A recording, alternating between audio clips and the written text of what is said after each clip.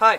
Today we'll be working with these two cars to show you how you can save money and time on some basic car maintenance. The battery will look something like this. Quarters of a foot above, orientated in line. A lot of electrical problems in a car can be traced back to a blown fuse.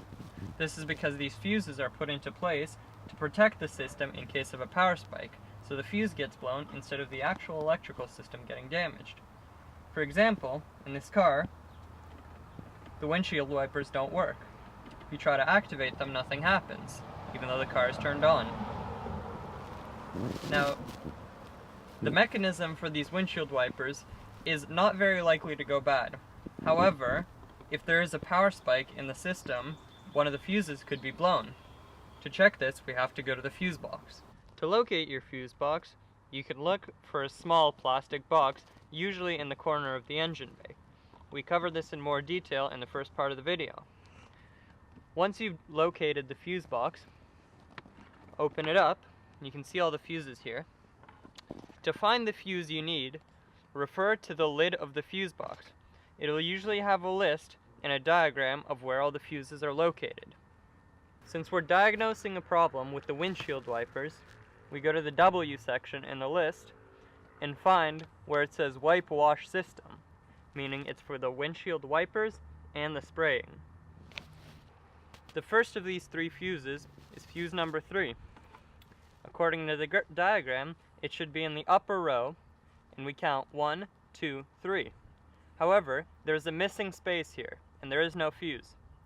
This can often be caused by the manufacturer using the same fuse box for several models of cars.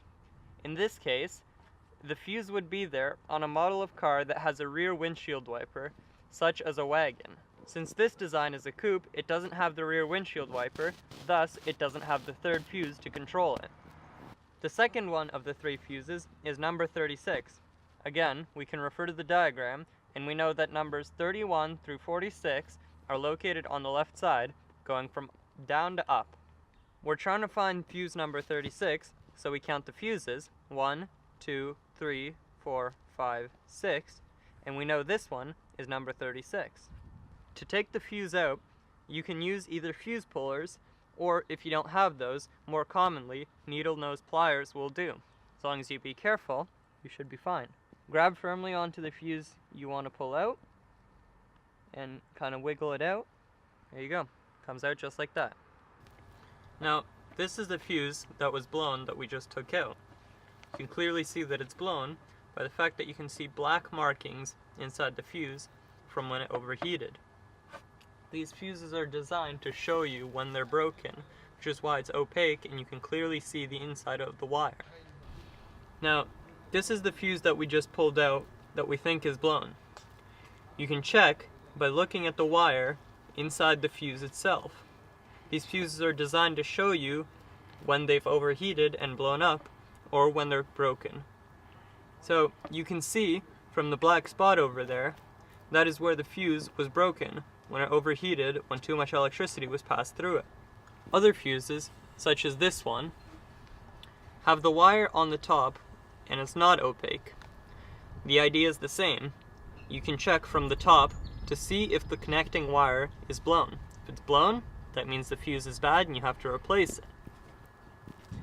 With these transparent fuses, another way to check if they're blown or not is if you have a phone flashlight, you can shine it through the fuse and then look at it from the other side.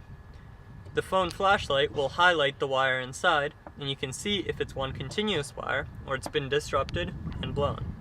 Since we figured out that the fuse was in fact blown, we've gotten another fuse with the exact same ampere rating as the last one. So, just slide it back in where the old fuse was. Make sure it's sitting nice and snug at the same level as the rest of the fuses. That's all you need to do.